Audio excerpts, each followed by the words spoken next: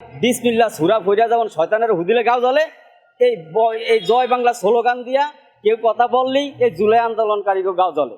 তাহলে বোঝা গেল কি এরা পাকিস্তানি শয়তান। এই পাকিস্তানি শয়তান করে এই জুলাই আন্দোলনকারী যারা তারা পুরাটাই পাকিস্তানি শয়তান। এই জুলাই আন্দোলনকারী করে বাংলাদেশের থেকে ওই জয় বাংলা স্লোগান দিয়া এই বাংলাদেশের থেকে বিতাড়িত করতে হবে। এই বাংলাদেশের জননেত্রী শেখ হাসিনা না আসা পর্যন্ত এই জুলাই আন্দোলনকারী করে বিতাড়িত করা যাবে না। কারণ এই জুলাই আন্দোলনকারীরা বিতাড়িত না হওয়া পর্যন্ত বাংলাদেশের মানুষ শান্তিও পাইব না। বাংলাদেশের মানুষ আস্তে আস্তে এই দর্শন চাঁদাবাজির মুখের ভিতরে পড়ব। বাংলাদেশ তো ক্ষতিগ্রস্তের ভিতরে চলেই গেছে, জুলাই আন্দোলনকারীরা তো করছি, আরও ক্ষতির ভিতরে চলে যাইব। এই জন্য বাংলাদেশের বাঁচাইতে হইলে জননেত্রী শেখ হাসিনা বাংলাদেশে আসা এই মুহূর্তে অতি দরকার। আরও নিকৃষ্ট মানে চলে যাব। কারণ এই জুলাই এমন একটা নামদারি হয়ে গেছি গা, যেইখানে অন জুলাইয়ের নাম শোনে সেইখানে অন জোতা ফিটা করে।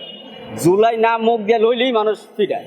কি আরে ফিটায়? কারণ এই জুলাই আন্দোলনকারীরা যেইভাবে বাংলাদেশে সন্ত্রাসী, চাঁদাবাজি, শিশু হত্যা, ধর্ষণ শুরু করছে, বাংলাদেশের জনগণ কখনো এটা মান্য নিব না। এই জুলাই বাংলাদেশের জন্য একটা ক্ষতিকর।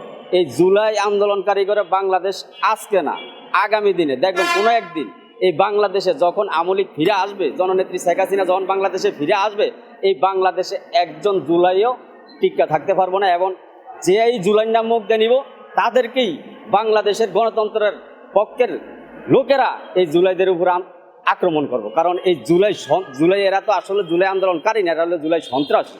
এই জুলাই সন্ত্রাসীরা বাংলাদেশ কখনো মান্য নিবে না। জুলাইরে মানুষ এমনভাবে ঘৃণা করব যেটা বলার বাহিরে। কারণ জুলাই আন্দোলন এমন একটা আন্দোলন যেটা বাংলাদেশের জন্য খুবই ক্ষতিকর আন্দোলন হয়েছে। এবং বাংলাদেশে পাকিস্তানের ষড়যন্ত্রে এবং বহিরাগতদের ষড়যন্ত্রকারীদের হাত ধরিয়া জুলাই আন্দোলন আসলেই বাংলাদেশের জন্য আন্দোলন না। জুলাই আন্দোলন হলো একটা রাজাকারী আন্দোলন।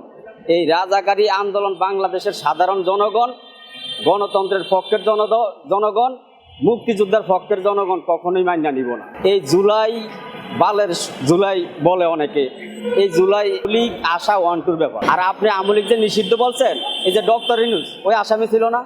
বর্তমান সরকার উনি কি আসামি ছিল না? তো ওনারা আইসা যদি দেশ চালাইতে পারে, আর যেই বাংলাদেশ উন্নয়ন করছে জননেত্রী শেখ হাসিনা, সেই শেখ হাসিনার নামে মিথ্যা মামলা দিয়া আপনারা বাইরে রাখবেন, জননেত্রী শেখ হাসিনা বাংলাদেশে আইতে পারবো না। আর ভাই এখনো যদি জনগণ নামে, জননেত্রী শেখ হাসিনা কালকে চলে যেতে হচ্ছে। আপনি প্রশাসনটা বেশি না, একদিনের জন্য অফ রাখেন। জননেত্রী শেখ হাসিনা সমর্থনকারী যারা আছে, আওয়ামী লীগের সমর্থনকারী যারা আছে, একদিনে বাংলাদেশে দেখবেন এই ঢাকার শহর তোলপাড় করে জননেত্রী শেখ হাসিনা একদিনের ভিতরে লয়ে যাবে। বাংলাদেশে এখন বর্তমানে আগের চাইতে আওয়ামী লীগ আরো বাড়ছে। সব দলের মিল্লা বর্তমানে আওয়ামী লীগ আরো যোগ দিছে। কারণ এই জুলাই সন্ত্রাসীরা যা করছে এগুলি জনগণ অলরেডি বুঝে গেছে। এরা যার নাটকবাজি করছে বাংলাদেশ ধ্বংস করার জন্য, এটা জনগণ বুঝে গেছে। এই জন্য জননেত্রী শেখ হাসিনার ভোট আরো বাড়ছে, আগের থেকে আওয়ামী লীগের ভোট অনেকটা বাড়ছে। বিভিন্নর যে একটা কথা বলছিল যে বিদেশি প্রবাসী যারা আছে বাংলাদেশের, তারা নাকি কাজে ফাঁকি দেয়। এই বিভিন্নের মুখ দিয়া ওই বলে শিক্ষিত। আমি তো মনে করি ওই আসলে মূর্খের পরিচয় দিলে এই কথার মাধ্যমে। কারণ ওই কিভাবে কইল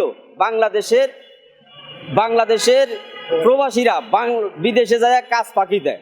আরে প্রবাসীর টাকা দিয়ে, প্রবাসীর রেমিটেন্স দিয়ে বাংলাদেশ চলে। এখন আমার মনে হইতেছে এই জুলাই আন্দোলনকারী যারা আছে এরা পাকিস্তানের সাথে একটা চুক্তিবদ্ধ হয়েছে বাংলাদেশের কিভাবে ধ্বংস করতে হয়। এই কারণে ওই বিদেশি গুপুরও লাগিয়া গেছে গিয়া।